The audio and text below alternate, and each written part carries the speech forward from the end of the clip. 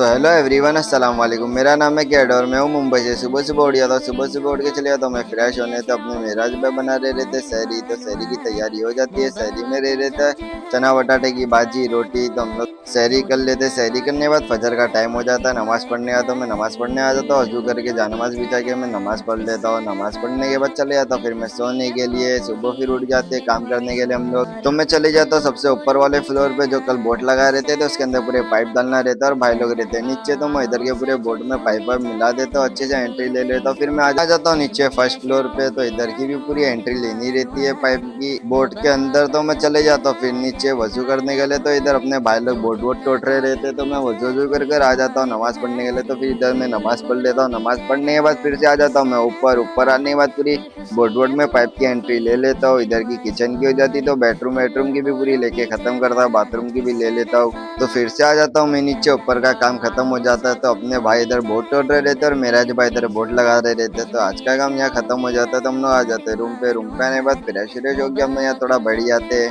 फिर अफ्तारी की तैयारी यहाँ चालू हो गई रहती है बनने वनने। तो असर हो जाती है तो मैं नमाज पढ़ लेता हूँ। असर की नमाज पढ़ने के बाद मैं कांदा काट रहा रहता हूँ। कांदा काटते काटते बाप रे बाप मेरे आँख में से आंसू इतने जाने लगे पूछो। तो फिर इधर अपने मेराज भाई कांदे का भजिया बना रहे रहते, तो अपने कलाम भाई इधर फ्रूट व्रूट सब काट रहे रहते। तो अफ्तारी की तैयारी पूरी रेडी हो चुकी थी। तो अफ्तारी का टाइम हो जाता है, हम लोग अफ्तारी कर लेते। अफ्तारी करने के बाद फिर मैं वज़ू वज़ू करके मगरिब की नमाज पढ़ लेता हूँ। नमाज पढ़ने के बाद थोड़ा हम लोग यहाँ बैठ के आराम कर लेते हैं। आराम करने के बाद फिर हम लोग यहाँ से तीनों रिटर्न निकल जाते हैं बाइक पे बैठ के मस्जिद की ओर। तो इधर मस्जिद में पहुंच जाते हैं। मस्जिद में पहुंचने के बाद हम लोग ईशा और तराबी पढ़ लेते हैं। तराबी पढ़ने के बाद हम लोग रिटर्न निकल जाते हैं यहाँ से घर की ओर।